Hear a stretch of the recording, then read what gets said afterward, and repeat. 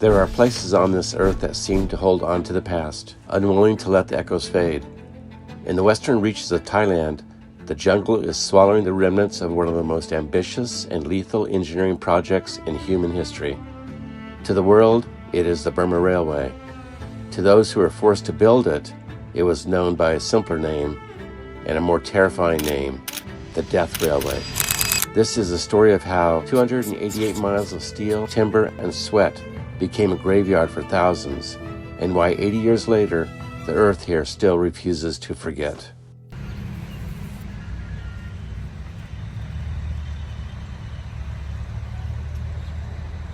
The Japanese had a lot of expansion near the end of the World War II, and they used a lot of Southeast Asia as slaves to do things.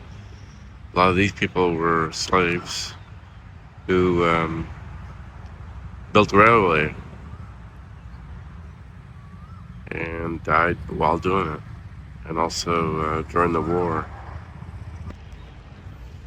So the people that were buried here, or the ashes, were mainly Dutch and British. Americans were also included, but they evidently were sent home. It was most of the people actually who perished, and there were quite a few, were actually buried along the route of the train. Actually where they worked.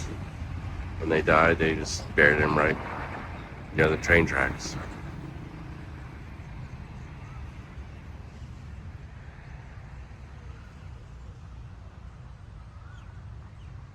A lot of people here.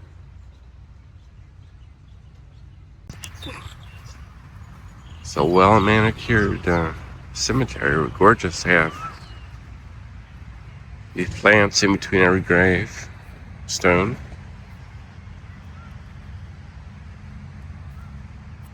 And if they were buried here, it's kind of interesting because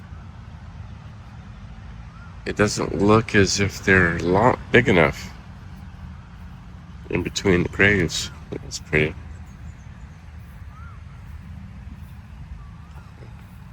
Exotic plants, but look at this. Look at this thing. All the thorns on that. So this whole plot here, most of these are Dutch from the Netherlands. That's what that seal is from. They were prisoners of the Japanese, and they were forced to build the railroad. And we hopefully will be going on that train. That was part of it. Extremely well maintained. Gorgeous. Love the plants in between each grave. 7B, so it's categorized. Nicole would love that. 7D.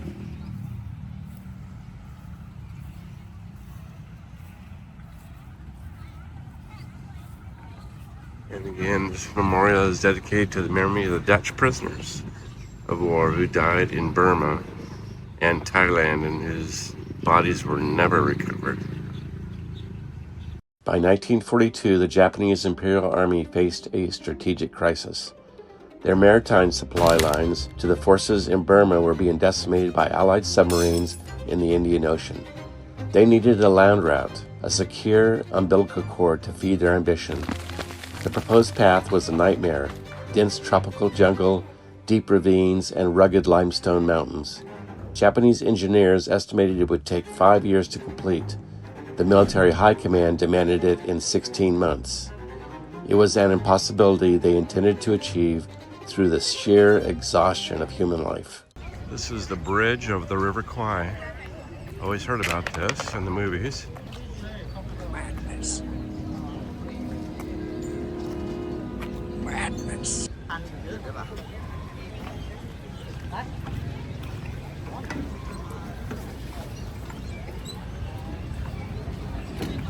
This is the bridge, okay? It's actually this one. And then we will take a train to number 2 and have lunch around here.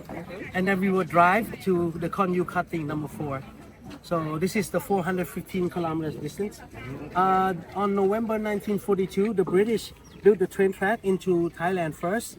And then on Anzac Day, Australian that have been captured from Singapore, they brought them here and built the train track on Anzac Day 1943 and meets. Construction time 17 months, period of effective use 21 months. See? Very fast. 415 kilometers. American engineers said must be built for 10 years, but they have done it only this. Along the train ride, we will see the range here. This is the borderline, okay? We use the crest of the mountain. These are the death toll. This is the total labor. Mostly are Malaysian. Yes. This is the last stop at Tan Busayat, connected to the local line. We're not gonna take this one, okay? We're gonna take the local one. This is the tourist one. And then you can walk on the bridge at around 10:25. We meet at the station. Not here, okay? The other one down there. Further You down? won't miss it because I'm gonna be there. Okay. And then At 10:25? Yeah. If Okay. you have time, I will show you the locomotive that was used during the war also. Okay. Okay. Meet you at 10:25. Okay. One of the original trains.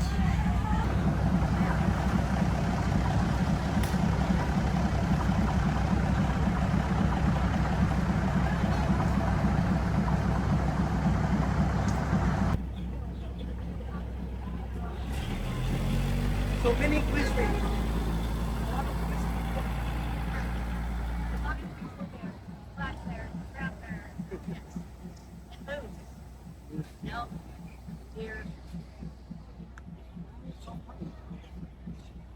Mountain lions. How do you call that? It's a name.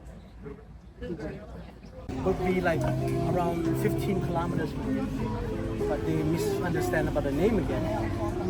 Because Thai language is kind of the same. The tone, only the tone changes. So it's in the wrong place. Yeah, wrong place. This place is called Tha Makham. Tha means pear, Makham means tamarind tree. But then before it's called Tha Ma Kham. See, you won't know the difference, but Ma Kham means where the horse can cross over the river because it's very shallow. That's right. They misunderstand a lot.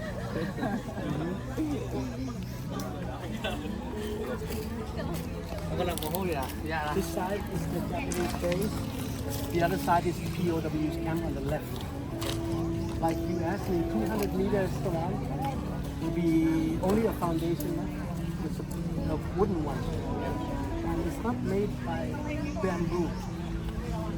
Bamboo is just a supporting thing. Actually, it's teak wood. I will show you what it looks like teak wood. Teak. But now we only use 130 kilometers. At Hellfire Pass, you won't see track, only the tires. We took it out and repaired the rest. Up there, no big city, no big town. They use boat as a transportation. That's why they don't use.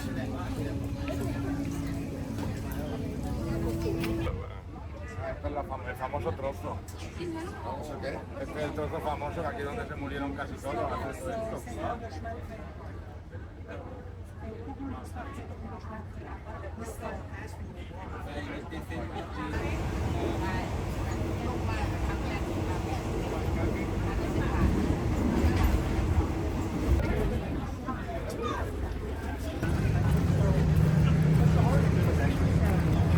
Train is not like car. The car can go on the terrains. Yeah. Train you need to be flat. Yeah. So they go through the rocks like this. And this is 42 days. These are granite, okay? Very difficult to go through. But they have done it in only 42 days. And this is just one of it. There are several. Did they And, do it with hand tools? Yes, hand tools only. They will two guys team up, one holding a drill, the other one hammer it down, and then if they have skills to go through it, it'll be easy for them. But they don't do it fast and they don't do it slow. If they do it fast, the Jap will tell them to go to do another place. If they go slow, they will get tortured with. Yeah, so Like that. just keep it Yeah. a normal rate. Yeah. Yeah. In the film, they would describe what it is. But you will come up later, okay? And then when they do it, they would. Why did they call Hellfire Pass? Japanese soldier guard here. When you look down 18 hours per day, at night they lit a lantern or lamp all around. When you look down, it looks like hell. Fire is from the lantern or the lamp, and the pass is the passenger train. But there are like 688 bridges along 415 kilometers. Wow. Okay. A lot of bridges. Yes. And this is what they did in 17 months and have been using it also. Yeah. Okay. And look at this tree. What kind of tree is it? Very good. Big trees. That's why they place the train track on this mountain. Big wood, very easy to find. Fire. Then came the Speedo period, the final desperate push in 1943. The work crews were forced to labor 18 hours a day, often through the night. The Kanyu cutting, now infamous as Hellfire Pass, remains the defining monument of this cruelty. To cut through the mountain, men worked by the light of oil torches. When survivors look back at the pass at night, they describe the shadows of the emaciated men dancing against the rock walls like a literal vision of purgatory. The air was filled with the rhythmic clink-clink of hammers and the cries of those who simply could not take another blow. It was here that human spirit was tested against the indifference of stone. When the last spike was driven in October 1943, the railway served its purpose for the Japanese war effort, but at an unrecoverable cost. Estimates vary, but historical consensus suggests that over 12,000 Allied POWs and nearly 90,000 Asian laborers perished building these tracks.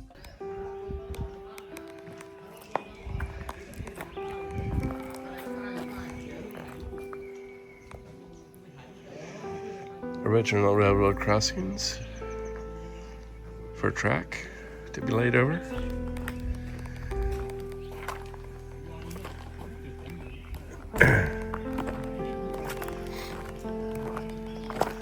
Oh, the pins. That's cool. We stand on these tracks today not to celebrate the engineering, but to honor the resilience of those who suffered here. The Death Railway stands as a stark, permanent reminder of what happens when humanity is reduced to a variable in an equation of war. The jungle has grown back, the river continues to flow, but the legacy of these tracks remains, a cautionary tale written in iron, stone, and memory. For our investigation of the past, I'm Ed, and thank you for watching.